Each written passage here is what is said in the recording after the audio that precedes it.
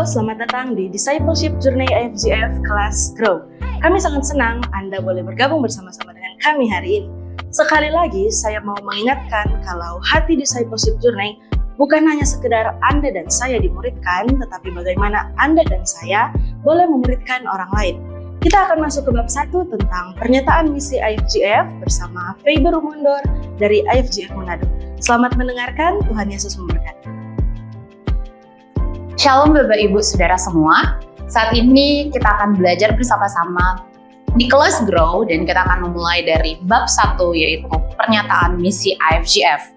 Dan saya berharap di bab ini kita akan banyak belajar tentang peran gereja dan bagaimana kita harus bersikap sebagai seorang jemaat tentunya. Dan saya pun berdoa bahwa kita bisa bertemu bersama-sama ketika kita belajar dalam bab ini. Saya akan memulai dengan sebuah firman Tuhan yang terdapat di dalam Mazmur 127 ayatnya yang pertama. Firman Tuhan berkata, "Jikalau bukan Tuhan yang membangun rumah, sia-sialah usaha orang yang membangunnya. Jikalau bukan Tuhan yang mengawal kota, sia-sialah pengawal berjaga-jaga." Jadi kita bisa belajar bersama-sama bahwa gereja itu dan IFGF ini dibangun oleh Tuhan. Karena jika bukan Tuhan, maka sia-sialah semuanya itu.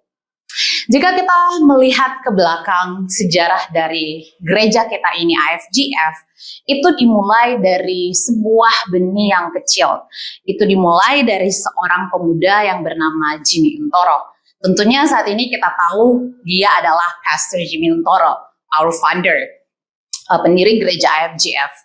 Pastor Jimmy sendiri ini adalah seorang anak muda saat itu yang hidupnya diubahkan oleh Tuhan, dan ketika dia bertemu dengan Tuhan secara pribadi, dia pada akhirnya meresponi panggilan Tuhan di dalam hidupnya. Sehingga dia memiliki satu keinginan untuk pergi ke Amerika, untuk belajar di sana. Namun ketika dia berada di sana, dia bertemu dengan mahasiswa-mahasiswa Indonesia yang tentunya dia memiliki beban untuk bisa memberkati mereka semua ini. Dan dimulai dari pertemuan-pertemuan kecil, kelompok-kelompok kecil, akhirnya ternyata pertemuan-pertemuan ini menjadi KKR dan pertemuan yang besar. Sehingga dari mungkin 6-7 orang saat itu, maka lahirlah Persekutuan Indonesia di Amerika, dan itu menjadi cikal bakal dari gereja kita yaitu IFGF. Dan saat ini kita tahu bersama bahwa IFGF ini telah tersebar luas mendunia dan kita memiliki banyak sekali gereja di belahan dunia manapun. So, yang kita akan lihat di sini bahwa gereja kita ini tidak dibangun langsung secara besar, langsung terjadi secara besar-besaran, tapi semua dimulai dari hal yang kecil. Dan saya percaya mau berapa banyak anggota jemaat yang Anda miliki saat ini di gereja Anda, kalau Anda mau setia meresponi panggilan Tuhan di dalam hidup Anda, maka gereja kita pun akan bertumbuh. Dan berapa banyak orang yang mungkin saat ini belajar bersama-sama di kelas ini, jika kalian ingin gereja Anda bertumbuh, maka berjalanlah di dalam panggilan dan ketaatan. Dan kita tahu bersama bahwa gereja itu adalah sebuah institusi yang didirikan oleh Tuhan Yesus sendiri. Itu bukan dibangun oleh manusia.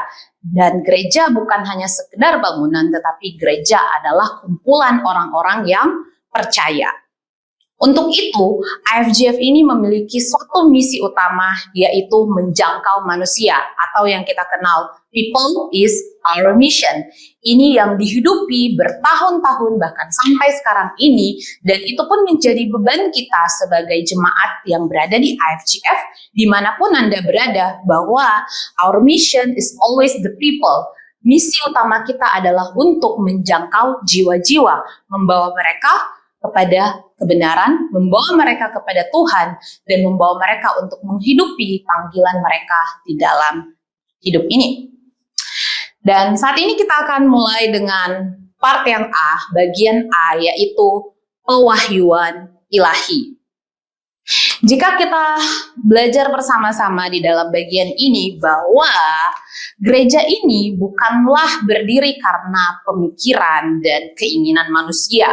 Walaupun Pastor Jimmy saat itu memulainya dengan beberapa temannya, tapi tentunya itu semua berasal dari pewahyuan dari Tuhan, berasal dari panggilan Tuhan yang dia hidupi di dalam kehidupannya.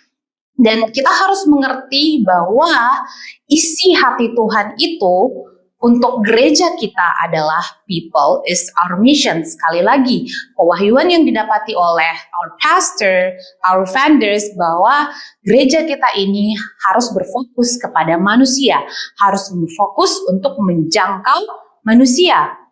Karena satu jiwa untuk Tuhan itu sangatlah berharga. Tuhan sangat appreciate dengan satu jiwa itu.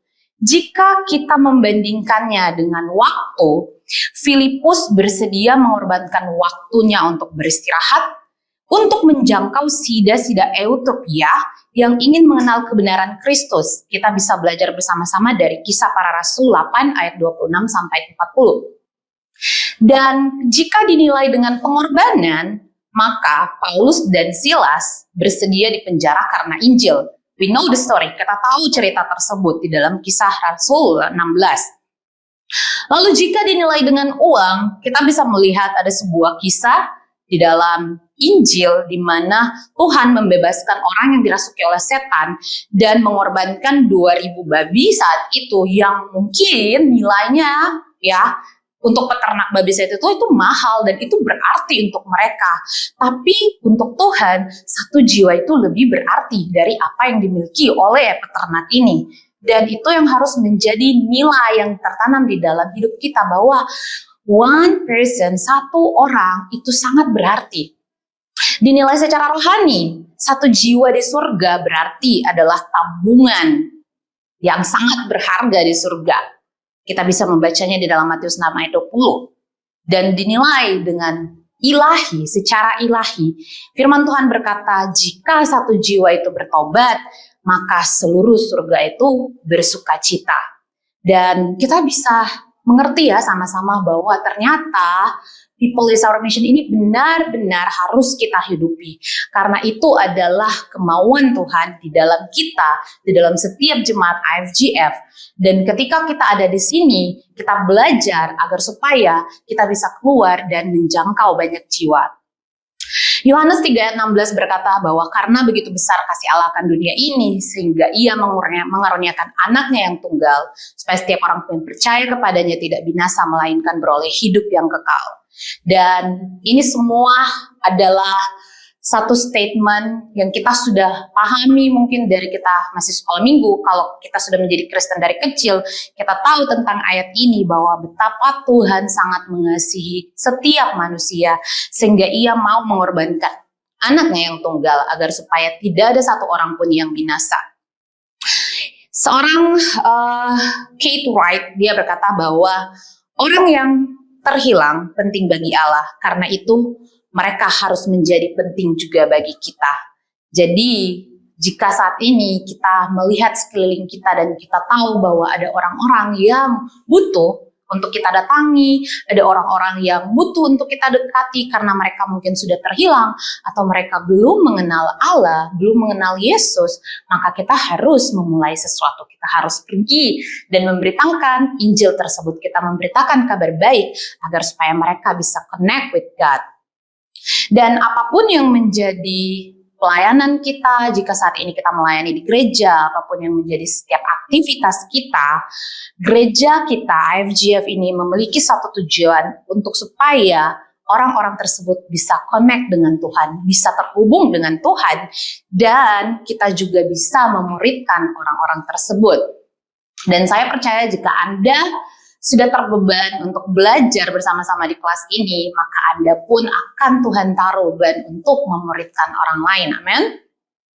Di dalam Matius 28 ayat 19 sampai 20, this is the Great Commission. Ini adalah Tuhan sendiri yang berkata kepada murid-muridnya dan bahkan bagi kita semua. Firman Tuhan berkata bahwa karena itu, pergilah, jadikanlah semua bangsa muridku dan baptislah mereka dalam nama Bapa dan Anak dan Roh Kudus, dan ajarlah mereka melakukan segala sesuatu yang telah kuperintahkan kepadamu, dan ketahuilah aku menyertai kamu senantiasa sampai kepada akhir zaman. Dan panggilan ini bukan hanya untuk para murid-murid Yesus saja, tapi panggilan ini harus benar-benar kita hidupi di dalam kehidupan kita sebagai orang percaya. Dan bahkan gereja kita sendiri pun harus aktif, harus berjalan di dalam The Great Commission ini, bahwa tugas kita selama kita berada di dunia untuk memberitakan Injil, menjangkau orang-orang, dan mengajarkan apa yang telah kita ketahui, apa yang kita telah belajar. Kita ajarkan kembali kepada mereka, kita muridkan mereka. Dan we don't have to be afraid, kita nggak perlu takut, karena firman Tuhan berkata, Tuhan menyertai kita senantiasa sampai kepada akhir zaman. So, untuk kita semua yang ada di dalam gereja IFGF, mari kita bersama-sama sebagai satu jemaat, satu komunitas untuk menjangkau banyak orang, dan kita bisa membawa mereka untuk connect with God, dan bahkan kita bisa memuridkan mereka kembali. Lalu kita masuk ke bagian yang B, yaitu gereja yang saya pahami. Seperti apa sih gereja itu, dan bagaimana peran gereja seharusnya di dalam kehidupan kita ini. Poin yang pertama adalah gereja sebagai keluarga atau home.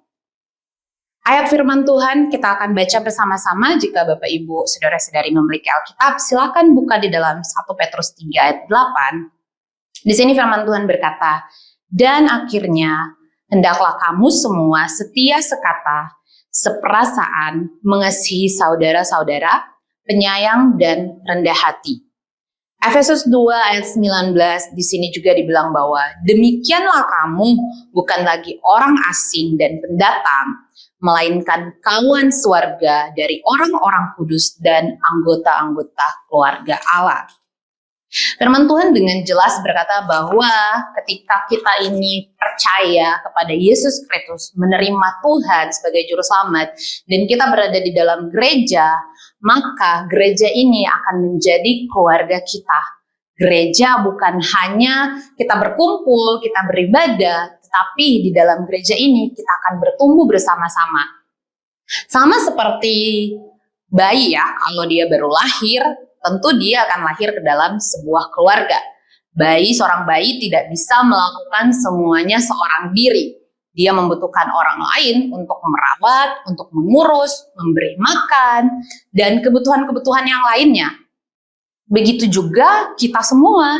Ketika kita mungkin baru mengenal Tuhan, kita baru saja belajar tentang firman Tuhan, kita nggak bisa langsung dilepas sendirian, ya kan? Kita butuh suatu komunitas di mana kita bisa belajar, kita bisa bertumbuh, kita bisa dikoreksi, kita bisa menjadi diri kita yang sebenarnya. Itulah tujuan dari sebuah keluarga, ya kan? Ketika kita berada di dalam sebuah keluarga, kita tidak berpura-pura untuk menjadi orang lain, tetapi di dalam keluarga itu kita bisa benar-benar menunjukkan siapa diri kita. Sehingga jika mungkin ada sesuatu yang salah, itu akan dikoreksi oleh orang tua. Jika kita berada di dalam gereja, kita memiliki yang namanya orang tua rohani. Kita memiliki gembala, we have leaders, kita punya pemimpin, kita punya mentor, dan mereka semua ini akan bersama-sama membantu kita, membantu Anda yang mungkin baru saja mengenal Tuhan, baru belajar firman Tuhan, akan dibantu bersama-sama agar supaya Anda tetap bertumbuh dan menjadi kuat, dan Anda bisa berdampak untuk banyak orang. Dan kita nggak bisa berharap bahwa di dalam sebuah gereja tidak akan ada pertikaian. Tentu saja pertikaian itu akan terjadi. Dan itu adalah satu bagian dari pertumbuhan tentunya. Kita harus menerima semuanya itu, tapi bukan untuk memecah belah jemaat tentunya ya, tetapi agar supaya kita ini benar-benar bisa belajar. Karena firman Tuhan berkata bahwa besi menajamkan besi dan manusia menajamkan sesamanya. Jadi di dalam gereja ini, karena kita berada di dalam rumah Tuhan, di dalam sebuah rumah, maka kita harus memberikan diri kita untuk kita belajar, untuk kita diisi, untuk kita diasah, agar supaya kita menjadi pribadi-pribadi yang lebih baik lagi tentunya di dalam Tuhan. Amin. Lalu bagian yang kedua adalah gereja sebagai persekutuan atau fellowship. Di dalam Kisah Para Rasul 2 ayat 42, firman Tuhan berkata, mereka bertekun dalam pengajaran rasul-rasul dan dalam persekutuan.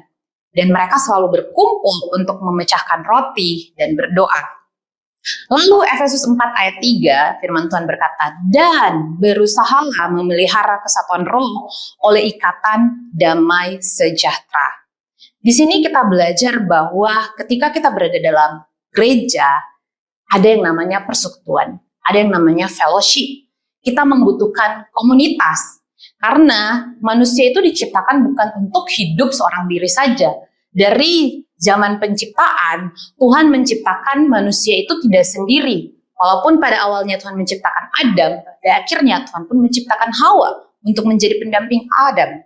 Dan begitu pun dengan kita semua.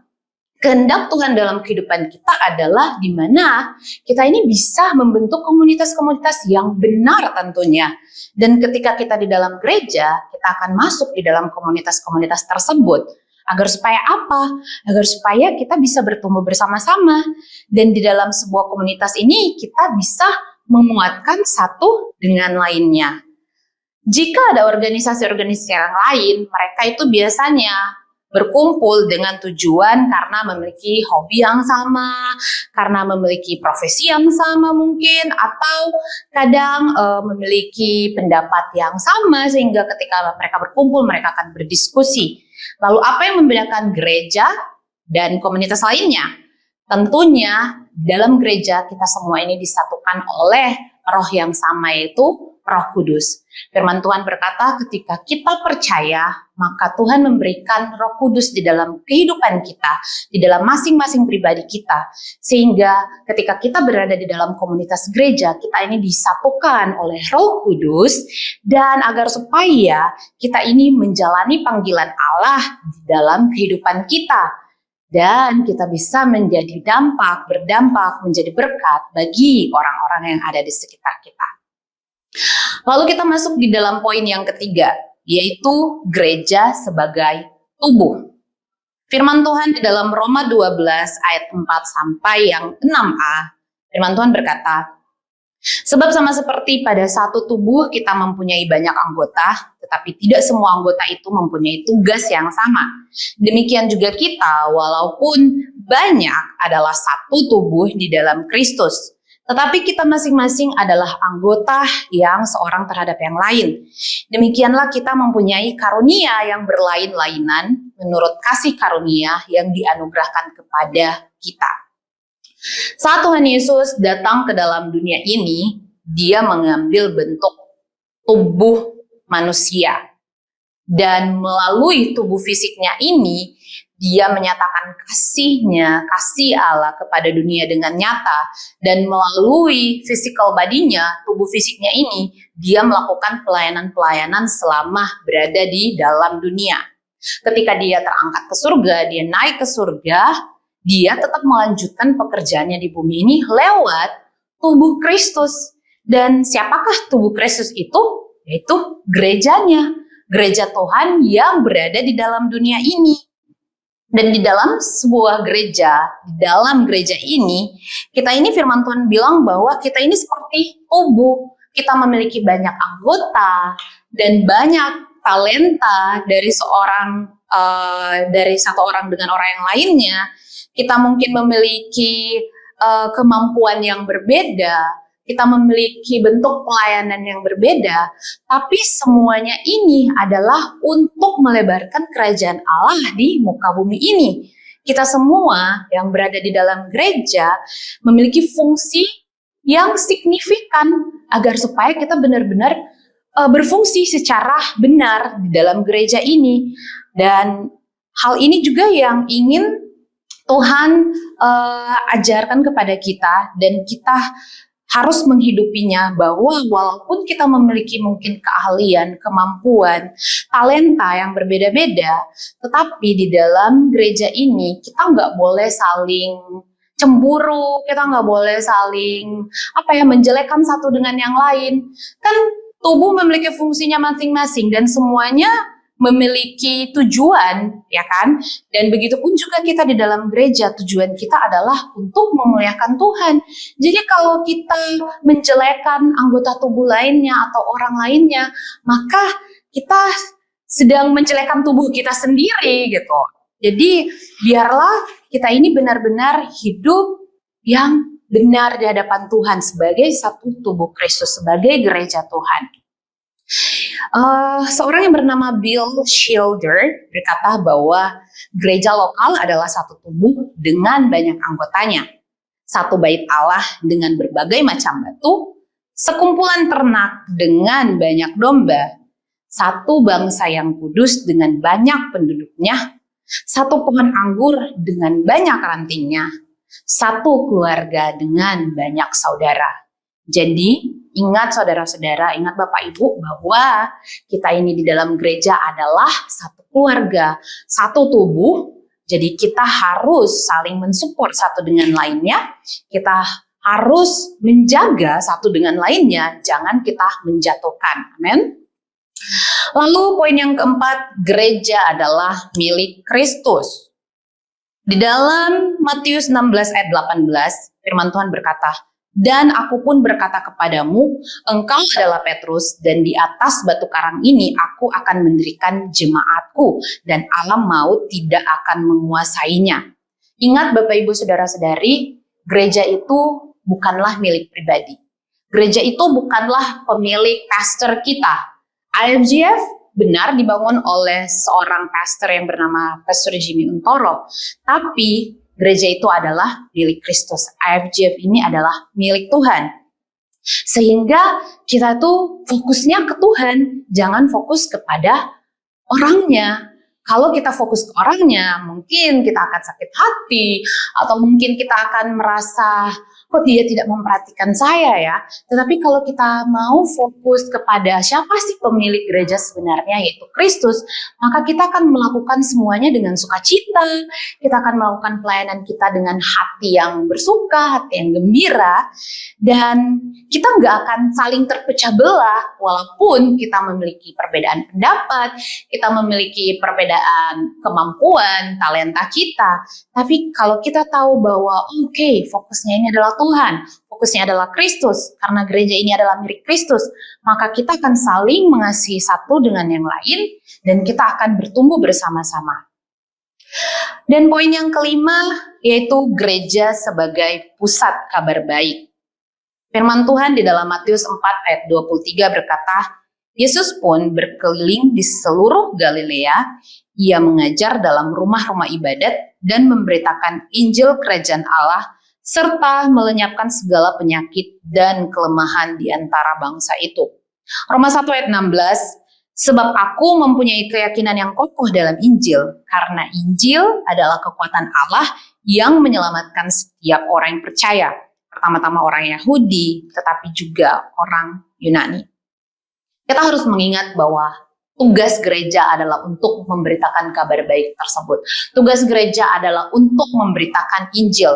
Yesus sendiri ketika dia berada di dalam dunia, dia mengerjakan tugasnya, yaitu untuk memberitakan keselamatan, untuk menyampaikan kepada orang-orang, untuk membawa mereka kepada Tuhan, membawa mereka kembali, dan agar supaya mereka percaya bahwa mereka bisa diselamatkan, bahwa mereka butuh keselamatan tersebut. Dan gereja itu haruslah menjadi pusat dari kabar baik.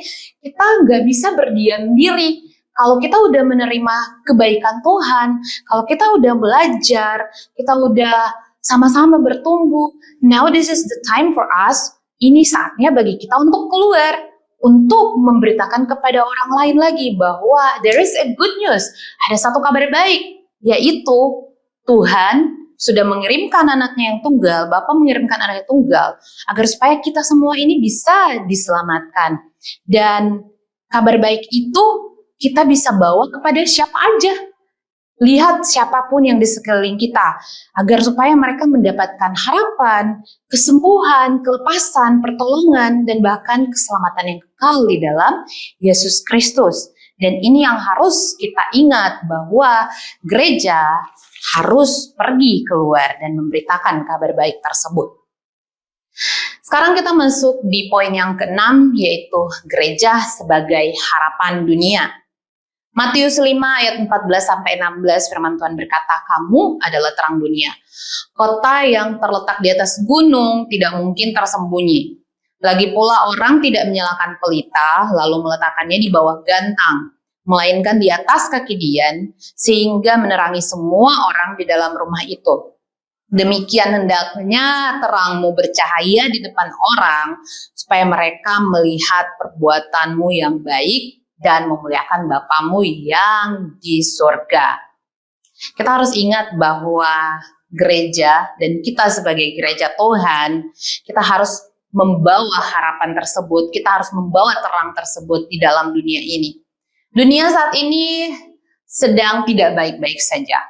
Kalau kita melihat peristiwa-peristiwa yang terjadi di sekitar kita, ada perang, ada kerusuhan, ada kemiskinan, ketidakadilan, dan gereja seharusnya menjadi jawaban yang dinantikan oleh orang-orang tersebut. Gereja harus mulai peduli dengan komunitas yang ada di sekitarnya. Gereja harus bisa menjadi suatu sarana komunitas untuk mensejahterakan orang-orang yang ada di sekelilingnya. Firman Tuhan di dalam Yeremia 29 ayat 7 di sini dibilang bahwa usahakanlah kesejahteraan kota kemana kamu aku buang, dan berdoalah untuk kota itu kepada Tuhan sebab kesejahteraannya adalah kesejahteraanmu. So, dimanapun Anda semua saat ini ditempatkan, mungkin Anda berada di kota yang besar atau kota yang kecil, Anda berada di sebuah desa, tapi kita harus ingat bahwa dimanapun kita berada, Tuhan ingin agar kita mendoakan kesejahteraan dari tempat di mana kita berada. Jadi jika Anda berada di dalam gereja ini, di dalam IFGF, di kota manapun Anda berada, di daerah manapun Anda berada, jadilah gereja yang membawa harapan untuk komunitas Anda.